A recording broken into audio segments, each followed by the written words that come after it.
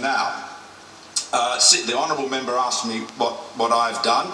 I've spoken to the managing director and expressed essentially the views I've just outlined here, and I've been in touch with the chairman of the ABC to the same effect.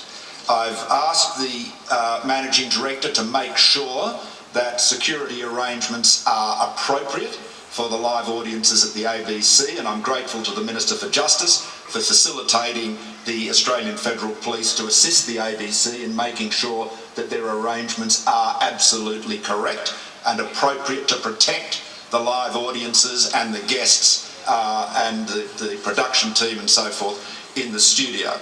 Now, the ABC board has a statutory duty to ensure that its news and current affairs are accurate and impartial. That is their responsibility under the Act. The ABC board has established an external review into Q&A. They've done a number of these into other parts of their coverage, and that will look at the whole gamut of issues relating to Q&A, audience composition, choice of topics, choice of guests, objectivity, balance. Now, that is absolutely appropriate. The ABC has to be seen to be accurate and impartial. It's the board's responsible to do it, and the government and the public and the taxpayers expect them to carry out their statutory duty. I call the honourable member for Richmond. My question is to the Prime Minister. The Prime Minister's $30 billion school cuts will leave schools around the country an average of $3.2 million worse off, including schools like Alstonville High School in the electorate of Page. Given the Prime Minister's Federation Green Paper proposes to cut all funding to schools, aren't these cuts just another part of the Prime Minister's plan to make parents with kids at Alstonville High School pay a new school's tax?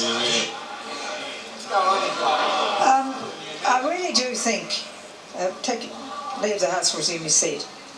Again and again, members are referring to a discussion paper which they acknowledge, and yet the questions are asserting it to be something else. I will give the member for Richmond the opportunity to rephrase her question and make clear what it is she is referring to.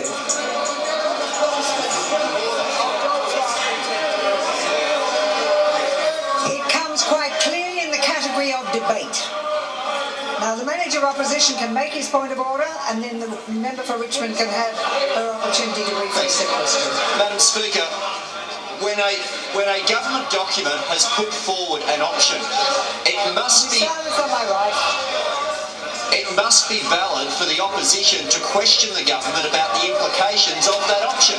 It has to be valid. Otherwise, there's a discussion. The member will resume his seat. There is no question that members are quite entitled to ask questions about the discussion paper, but not asserted something else. Now, the member for Richmond has the call. My question to the Prime Minister. The Prime Minister's $30 billion school cuts will leave schools around the country an average of $3.2 million worse off, including schools like Alstonville High School in the electorate of Page. The member will resume her seat. Perhaps the member for Richmond is hard of hearing. Resume your seat. Resume your seat. Resume your seat.